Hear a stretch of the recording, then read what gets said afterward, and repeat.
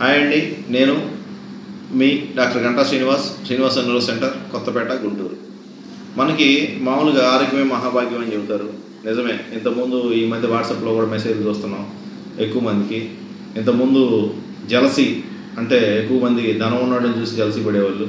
కానీ ఈ మధ్య ఆరోగ్యంగా ఉన్నాడు రా, 86 ఏళ్ళైనా నడుస్తున్నాడు రా అని జలసి పడు. నిజమే, అది నిజంగా మనకి బాగుందించిన వాళ్ళు. దానికోసమే ఎవరైతే ఎక్కువగా ఆరోగ్యం గురించి టిప్స్ తెలుసుకున్నారో వాళ్ళందరికీ నేను మళ్ళీ చెప్తాను ఏంటంటే, ఫిజికల్ హెల్త్ ఒకటే ఇంపార్టెంట్ కాదు, మెంటల్ హెల్త్ అది కూడా ఇంపార్టెంట్.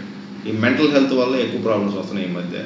ఫిజికల్ వెల్ బీయింగ్ చాలా ఈ బాగున్న వాళ్ళకి కూడా మెంటల్ హెల్త్ అంటే ఏం చెబుతారు? మెంటల్ హెల్త్ అంటే నాకు నిద్ర పట్టట్లేదని, లేదా నాకు ప్యానిక్ అటాక్స్, లేకపోతే గందరగోళం, భయం, ఇట్లాగా మానసిక సమస్యలతో ఎక్కువ మంది వస్తున్నారు. వీటికి సంబంధించి న్యూరాలజీకి ఏంది మీకు లింక్ ఏంటంటే, న్యూరాలజీ ఉన్న డిసీజ్లో కొంతమందికి మానసిక సమస్యలతో ప్రజెంట్ అవుతారు. టెంపోర్ లోబ్లో ఉన్న ప్రాబ్లం వల్ల మెమరీ లాస్, ఎవరితో మాట్లాడకపోవటం, విత్డ్రాల్ బిహేవియర్ అలా డెవలప్ అయ్యి సైలెంట్గా ఉండటం ఇట్లా రావచ్చు. లేకపోతే మానసిక సమస్యలో ఉన్న వాళ్ళకి న్యూరాలజీ ప్రాబ్లం ఉండొచ్చు, ఉండకపోవచ్చు. బట్ మానసిక సమస్య అని చెప్పే ముందు మనం ఫస్ట్ న్యూరాలజీ ప్రాబ్లమ్స్ ఉన్నాయని ఎక్స్క్లూడ్ చేసుకోవాలి. ఒక పెద్ద ట్యూమర్ ఉంటుంది ఫ్రంటల్ లోబ్లో, వాళ్ళు ఎవరితో మాట్లాడుకుని సైలెంట్గా ఉండిపోతారు, ఇంకేం సిమ్టమ్స్ ఉండవు. సో అట్లాగా డిప్రెషన్ అనుకో ట్రీట్మెంట్ ఇచ్చిన తర్వాత 2 సంవత్సరాల తర్వాత చూస్తే వాళ్ళకి పెద్ద ట్యూమర్ ఉన్న వాళ్ళు, మిస్ అయిన వాళ్ళు ఉంటారు.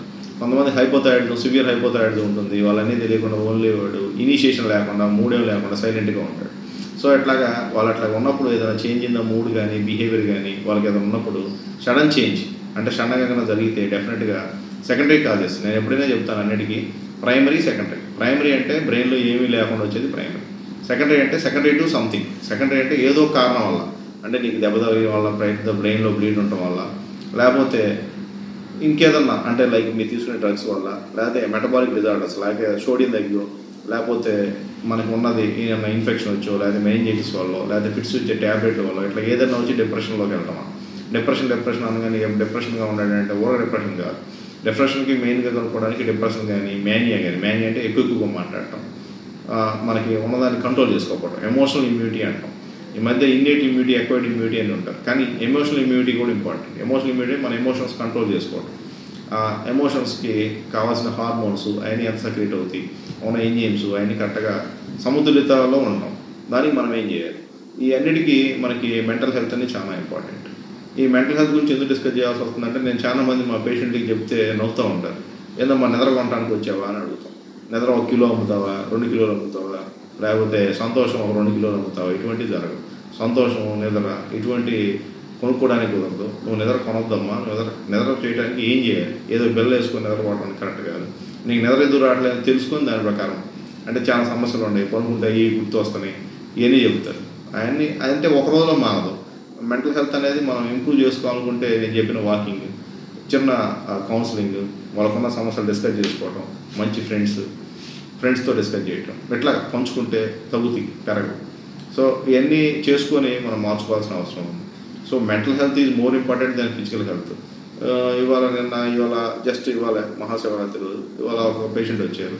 తనకి ఏమి లేవు, రిస్క్ ఫ్యాక్టర్స్ ఏమి లేవు, రొటీన్ రిస్క్ ఫ్యాక్టర్స్ అంటే స్మోకింగ్ లేదు, ఆల్కహాల్ లేదు, తనకి కొలెస్ట్రాల్ నార్మల్గా ఉంది, హార్ట్ ప్రాబ్లం లేదు, తను రానే బిస్క్ వాకింగ్ చేస్తాడు, అన్నీ ఉన్నాయి, అన్నీ బాగానే ఉన్నాయి. But he got stroke. ఇవాళ రైట్ ఎంసీ స్ట్రోక్ వచ్చి తనకి లెఫ్ట్ సైడ్ పారాలసిస్తో వచ్చాడు. అన్నీ చూసుకున్నాం, అన్నీ బాగానే ఉన్నాయి. మరి ఎందుకు వచ్చింది అని అనాలిసిస్ చేసుకుంటే వాళ్ళ ఫ్యామిలీ హిస్టరీలో జెనెటిక్గా కూడా పెద్ద ఏమి లేదు. వాళ్ళ నాన్నగారికి 60 ఇయర్స్ అప్పుడు, 70 ఇయర్స్ అప్పుడు ఒక స్ట్రోక్ వచ్చింది. అది ఫ్యామిలీ హిస్టరీ కింద రాదు. మనకి 40 to 50 ఇయర్స్లో మోర్ దెన్ 3 మెంబర్స్ ఫ్యామిలీలో ఎఫెక్ట్ అయితే అప్పుడే దానికి ఫ్యామిలీ హిస్టరీ కింద వస్తుంది. చివరికి తీసుకుంటే ఏంటంటే, నేను నిద్రపోవట్లేదండి సరిగ్గా, నాకు ఏదో కొద్ది సమస్యలు ఉన్నాయి, దీనివల్ల నాకు అయ్యే గుర్తుకు వస్తున్నాయి, దానివల్ల నేను బాగా స్ట్రెస్గా ఉన్నాను. ఆ స్ట్రెస్ మూలంగా తనకు అంత జరిగింది. సో అందుకని ఈ స్ట్రెస్ని అవాయిడ్ చేయటం, స్ట్రెస్ని తగ్గించుకోవటం. తర్వాత మనకి ప్యానిక్ అటాక్స్ అంటాం. చాలామంది నేను చచ్చిపోబోతున్నాను, నా హార్ట్ పౌండింగ్, నాకు బీటింగ్ పెడుతుంది, నా వల్ల కావట్లేదని ఈ ప్యానిక్ అటాక్స్ కానీ ఏదైనా ఇవన్నీ కలిపి అన్ని మానసిక సమస్యలన్నీ అందరికీ వస్తాయి. వీటి వల్లే మనకి ఐబిఎస్ కానీ, అంటే ఇరిటబుల్ బౌల్ సిండ్రోమ్, అంటే జిఐటి అంటే గ్యాస్ట్రైటిస్ వాళ్ళకి ఇరిటబుల్ బౌల్ సిండ్రోమ్, పద్దాలు గ్యాస్ వస్తుందని వెళ్తారు. కొంతమంది ఆయాసం అని చెప్పి పద్దాలు రావటం, ప్యానిక్ అటాక్, గుండె ఎక్కువ కొట్టుకుంటుంది, నేను అక్కడ ఉండలేని చచ్చిపోతానని రావటం.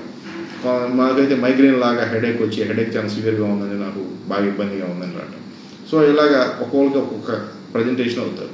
సో వీళ్ళందరికీ కారణం మెంటల్ హెల్త్. అంటే మెంటల్ హెల్త్ బాగోలేకపోవడం అంటే వీళ్ళకున్న హార్మోన్స్, దాంట్లో ఉన్న కెమికల్స్ ఉన్న ఇంబ్యాలెన్స్. నేను అందరికీ చెప్తాను అర్థం కావడానికి.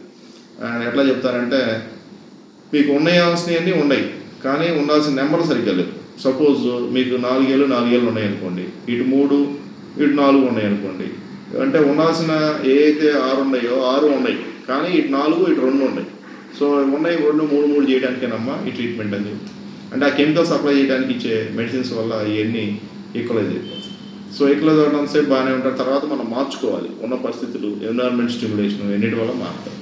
సో మెంటల్ హెల్త్ గురించి ఎందుకు చెప్పాలనుకుంటున్నానంటే, ఫిజికల్ హెల్త్ వల్ల ఆ పర్సనే ఎఫెక్ట్ అవుతాడు, బట్ మెంటల్ హెల్త్ వల్ల వాళ్ళ ఫ్యామిలీ మొత్తం ఎఫెక్ట్ అవుతుంది. ఆయన ఏందో ఇట్లా ఉంటున్నాడు అని చెప్పి వాళ్ళ భార్య గారికి ఇబ్బంది రావడం, పిల్లల గురించి ఇబ్బంది పడటం. So mental health is more dangerous than physical health. Mental health problems ఉంటే మొత్తం సమాజమే ఇబ్బందిగా ఉంటుంది. ఒక అతను బాగా 25 ఇయర్స్ బాగా ఎడ్యుకేటెడ్, మంచి చదువు చదివి ఏమీ జాబ్ చేయకుండా ఇంట్లో కూర్చుంటే వాళ్ళ నాన్నగారికి ఎంత ప్రాబ్లం, ఆ కుటుంబం అంతా ఏమవుతుంది, ఇవి కూడా ఆలోచించాలి. సో అందుకని మానసిక సమస్యని మనం ఫస్ట్లోనే గమనించి దానికి కరెక్ట్గా ట్రీట్మెంట్ ఇస్తే వాళ్ళది శారీరక సమస్యగా మారిపోయి వాడు ఇంకోళ్ళకి భారం కాకుండా ఉంటాడని నా ఉద్దేశం. అందువల్ల పేషెంట్ని ఎడ్యుకేట్ చేయడానికి మనం ఊహించుకోవడం కాదు, వాడు డిప్రెషన్గా ఉన్నాడు, వాడు అట్లా ఉంటున్నాడు అనకుండా మనం ఒకసారి చూసుకుంటే వాళ్ళే ఏమైనా ట్రీటబుల్ కాజెస్ ఉన్నాయా, వాడు నిజంగా వాడికి డైరెక్ట్గా ప్రైమరీగా సైకాట్రిక్ ప్రాబ్లం ఉందా, లేకపోతే సెకండరీగా ఉన్న ప్రాబ్లమ్స్ వచ్చి వాడు ఇంకా బిహేవ్ చేస్తున్నాడా, ఆ పేషెంట్కి ఎందుకు అలా అయింది అనేది ఒకసారి చూసుకొని దాన్ని బట్టి అనాలిసిస్ చేసి ట్రీట్మెంట్ చేయడం జరుగుతుంది. Thank you.